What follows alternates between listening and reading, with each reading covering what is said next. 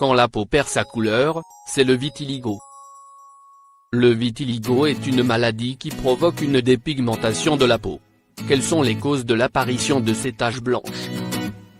Le vitiligo est une maladie de la peau qui peut survenir à n'importe quel âge chez n'importe qui, et dans toutes les ethnies.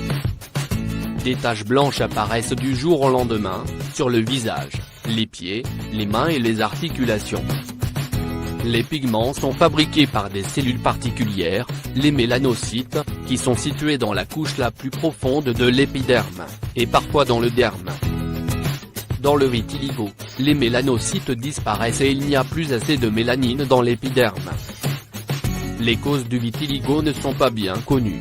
On sait toutefois que l'apparition des taches blanches est due à la destruction des mélanocytes, ces cellules de la peau qui produisent la mélanine. Une fois les mélanocytes détruits, la peau devient totalement blanche. Plusieurs origines génétiques, environnementales et auto-immunes peuvent être à l'origine du vitiligo. Origine auto-immune. Le vitiligo est une maladie à forte composante auto-immune. En effet, les personnes atteintes de vitiligo produisent des anticorps anormaux qui s'attaquent directement aux mélanocytes et contribuent à les détruire. Origine génétique. Le vitiligo est également lié à des facteurs génétiques. Au moins 10 gènes sont impliqués. Ces gènes jouent un rôle dans la réponse immunitaire. Accumulation de radicaux libres. Selon plusieurs études, les mélanocytes des personnes atteintes de vitiligo accumuleraient de nombreux radicaux libres, qui sont des formes de déchets produits naturellement par l'organisme. Cette accumulation anormale entraînerait une autodestruction des mélanocytes. Hypothèse nerveuse. Le vitiligo segmentaire se traduit par une dépigmentation d'une zone délimitée, correspondant à la zone innervée par un nerf donné. Facteurs environnementaux. Bien qu'ils ne constituent pas la cause du vitiligo à proprement parler, plusieurs facteurs déclenchants peuvent contribuer à l'apparition des taches, voire facteurs de risque. Malheureusement, aujourd'hui il n'existe aucun traitement efficace pour le vitiligo. Parfois, on essaie de repigmenter la peau à l'aide de stéroïdes ou des immunomodulateurs mais cela ne donne pas toujours de bons résultats.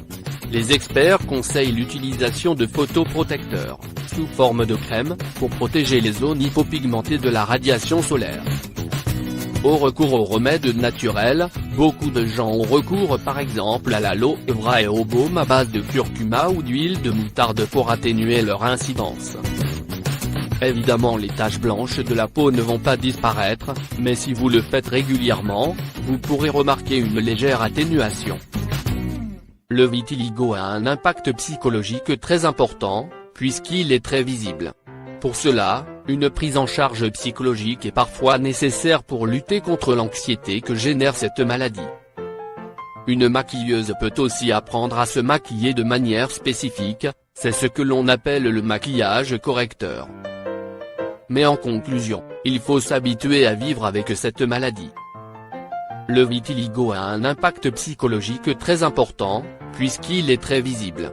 À l'hôpital, les patients peuvent aussi rencontrer une psychologue pour surmonter ces difficultés.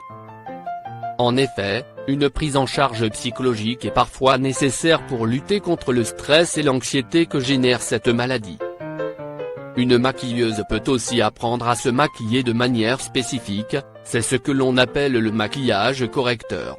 Mais il faut s'habituer à vivre avec cette maladie.